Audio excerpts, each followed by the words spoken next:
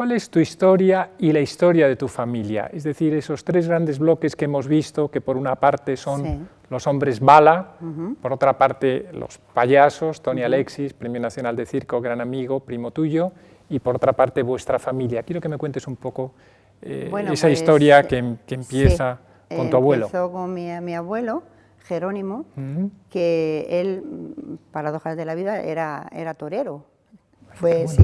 Era torero y se casó con mi abuela, Matilde Muñoz, Matilde Moya, y al casarse con ella, el toreo pues, no daba para mucho, y entonces pues ella era de circo, de familia de circo también, y que entonces hacían la licha, como hemos, era de lo que se trataba, de salir. Explica qué es la licha, porque la licha nosotros la damos por entendido. Hacían corros en las plazas, iban de pueblo en pueblo haciendo corros, y luego pues hacían las actuaciones y pasaban lo que es o bien el gorro o bien el tambor, que por un lado estaba abierto, y en ese tambor pues iban a coger a la gente el dinero que le podían dar. Y así es como empezaron, o sea, como empezó mi abuelo en el mundo del circo. A partir de ahí pues tuvo como 18 hijos, que eran muchos hermanos en aquella época. Mi padre estuvo en Ringling, pero cuando estuvo en Europa, y él nunca quiso salir fuera de Europa. Él decía que donde él pudiera ir con su camión y su caravana, que él no se iba, y por eso nosotros pues nunca hemos salido a América, porque sí que nos salieron muchísimos contratos para ir a Estados Unidos, y no quiso nunca mi padre. Y mi hermano pues más o menos, mi hermano también hace el alambre con mi padre, empezaron así a hacer el alambre en V primero, y luego uno arriba y otro abajo. Sí. Y tu hermano fue, digamos, el primero en dar el mortal atrás a esa altura. A esa altura. ¿Que eran cuántos metros? 4,5 metros, 4,75 exactamente era lo que ninguno todavía le ha dado un mortal a esa altura. Alto. Y luego además lo daba sobre con el aro. El aro, exacto. Y luego el mortal alante. El mortal alante bajaba abajo, exactamente, sí.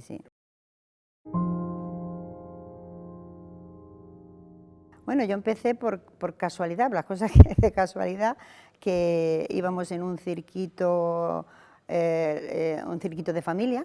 En aquella época yo tenía pues eso, unos 9 añitos y algo, o 9 o 10 añitos, no tendría más, y se puso mala la contorsionista que trabajaba pues en el suelo, en un tapiz, y hacía contorsión pues de la que se usaba antes, la contorsión que se usaba antes. Y se puso mala y no podía trabajar, no había números que la sustituyeran en aquella época, ya sabes, tenía justitos, ¿no? Claro. Y yo le dije a mi padre que yo podría hacer eso, que yo lo sabía. Mi padre entonces ni había probado, a que yo no pensaba sí que me gustaba la contorsión, porque ya anteriormente había visto a Fátima Sora, y sí que me gustaba la contorsión, ¿no? Pero nunca había pensado directamente en dedicarme a ello. Entonces mi padre dice, vale, pues si tú lo sabes hacer, a ver qué sabes hacer.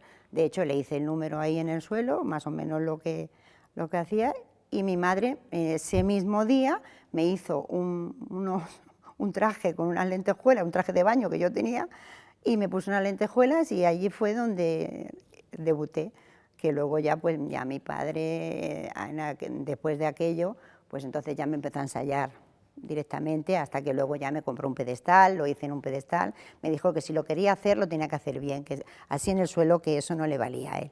Entonces pues empezó a ensayamos, estuve casi 1 año y pico, casi 2 años ensayando, y al final pues hice el número que luego pues fuimos por ahí trabajando.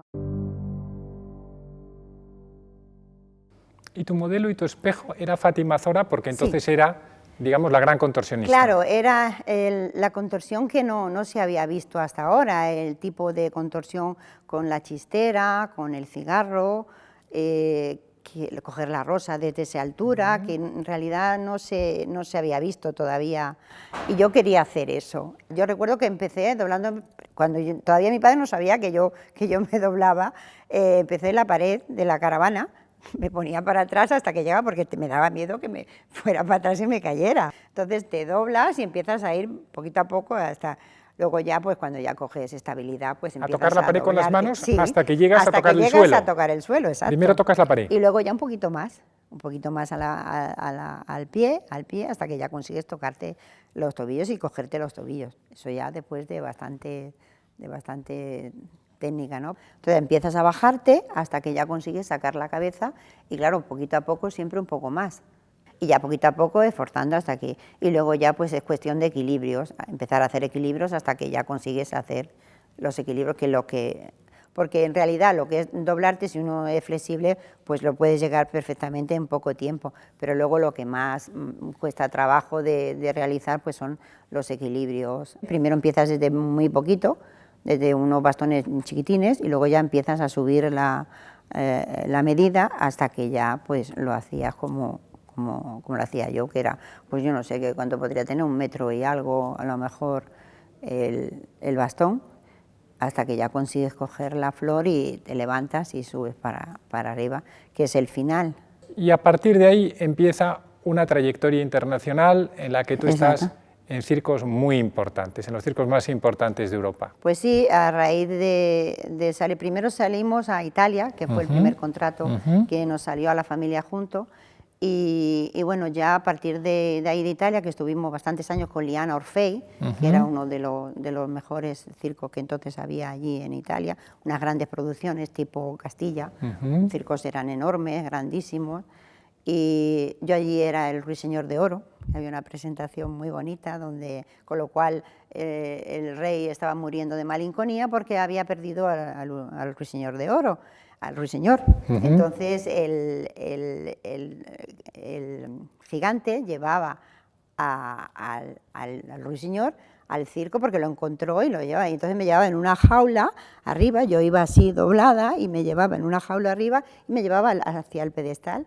Y ahí bajaba yo las escaleras y subía las escaleras como yo las subía, que era en contorsión. Quizá el número, digamos, el ejercicio más fuerte tuyo, más espectacular, era el dental. Sí. El dental es hacer la inversión, poner todo el cuerpo hacia adelante, las piernas van aquí, y la cabeza... Sujetarte solo con la boca. Con la boca.